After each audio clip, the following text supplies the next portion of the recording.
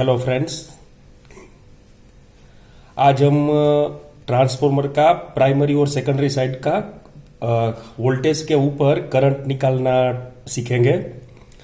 एक एग्जांपल के लिए हम एक 1000 केवीए का ट्रांसफॉर्मर डिस्ट्रीब्यूशन ट्रांसफॉर्मर लेंगे जो जिसका प्राइमरी वोल्टेज 11 केवी रहेगा और सेकेंडरी वोल्टेज 3 फेज यानी कि 415 वोल्टेज रहेगा बराबर। और एक ये of load tap changer transformer होगा जिसका वेक्टर ग्रुप रहेगा DYN11 डेल्टा स्टार, जिसके बारे में हम वेक्टर ग्रुप के बारे में फिर हम अगले वीडियो में बात करेंगे। पहले आज हम फॉर्मूला के थ्रू किसी भी डिस्ट्रीब्यूशन ट्रांसफॉर्मर जिसका प्राइमरी वोल्टेज 11 हो, 3.3 हो, 6.6 केवी हो या चाहे 66 केवी हो, 132 केवी हो, 220 केवी हो या 400 केवी, 400 केवी हो और सेकेंडरी में चाहे कोई भी वोल्टेज हो, तो आप इस फॉर्मूला के थ्रू या तो मतलब इसको यूज करते हुए आप कोई भी ट्रांसफॉर्मर का जो करंट है वो निकाल सकते हो बराबर। तो पहले हम देखते हैं एक 1000 केवीए का ट्रांसफॉर्मर है जिसका प्राइमरी है 11 केवी और सेकेंडरी है 415 वोल्टेज और या तो फिर 0.415 केवी, दो में से आप कोई भी लिख सकते हो बराबर। ट्रांसफॉर्मर का एक बेसिक रूल है, 1000 केवीए का ये ट्रांसफॉर्मर है तो इसका primary KVA is equal to secondary KVA.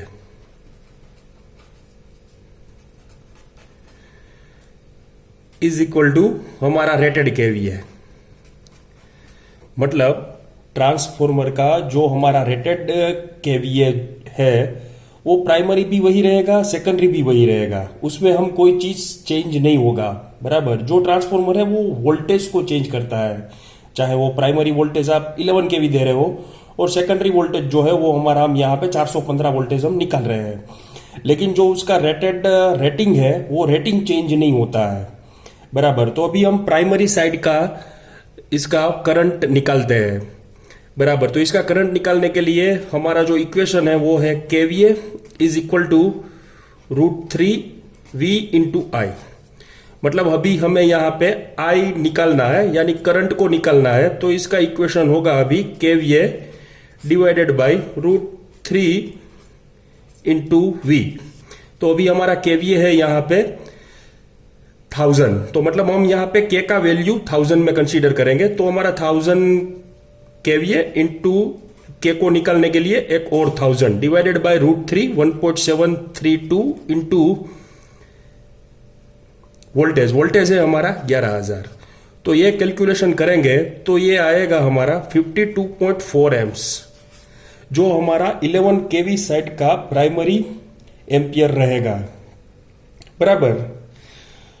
52.4 11 KV side का प्राइमरी वोल्टेज। इसी तरह से हम सेकेंडरी का भी वोल्टेज निकाल सकते हैं। तो सेकेंडरी का वोल्टेज निकालने के लिए भी सेम फॉर्मूला है, kVA is equal to √3 V into I. तो यहां पे जो हमारा होगा वो 1000 केवीए है हमारा इंटू 1000 डिवाइडेड बाई √3 का जो वैल्यू है वो है 1.732 इंटू V है हमारा 415।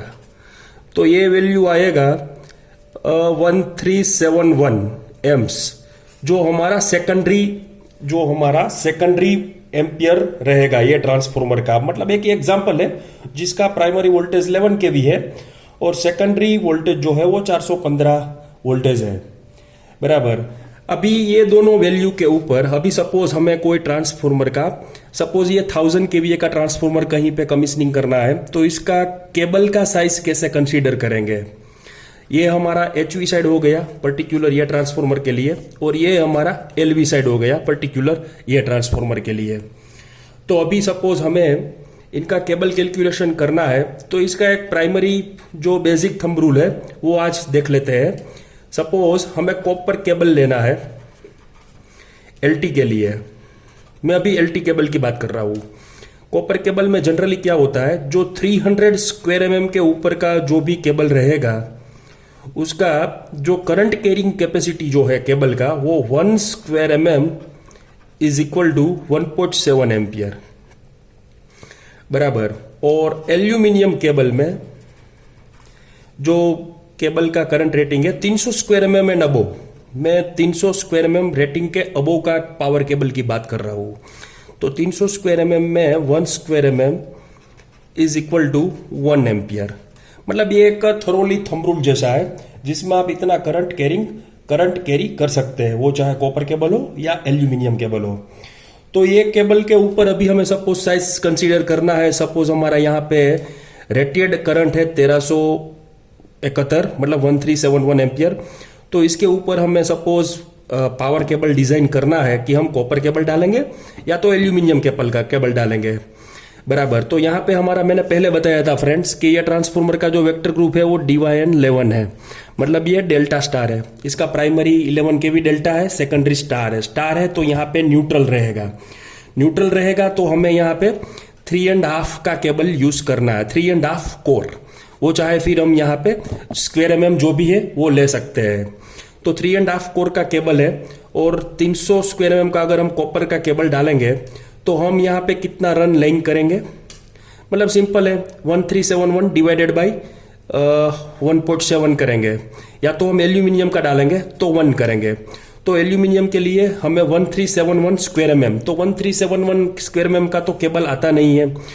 तो हम जनरली क्या करेंगे, तो हम यहाँ पे 300 स्क्वायर mm का, सपोज हम एल्यूमिनियम का केबल लिंक कर रहे हैं तो 300 स्क्वायर mm का हम यहाँ पे 5 नंबर्स ऑफ केबल 3.5 कोर का लिंक करेंगे बराबर। वो फिर चाहे केबल हो या तो फिर हम सेकेंडरी में बस बार भी डाल सकते हैं, वो एल्यूमिनियम का भी हो सकता है बस बार और कॉपर का भी हो सकता है। लेकिन जो करंट का फॉर्मूला है कि करंट कैरिंग कैपेसिटी कितना रहेगा वो तो यही रहेगा। आप जैसे बस बार आप लेने जाओगे तो बस बार का साइज कौन सा रहेगा, 120 बाई 10, 100 बाई 10 बराबर, फिर 80 बाई 10 या तो 80 बाई 12। फिर इसमें क्या होता है कि आप डबल बस बार या तो 3 बस बार को ज्वाइंट करके भी मतलब इसमें आप करंट कैरिंग का अरेंजमेंट कर सकते हो बराबर।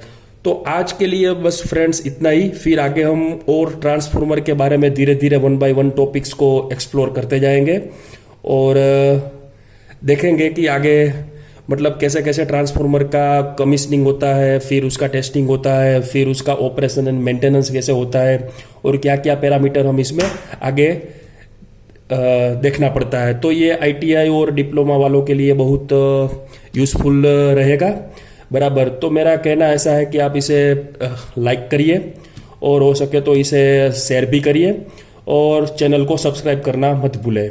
ठीक है फ्रेंड्स, थैंक्स, मिलते हैं फिर अगले वीडियो में।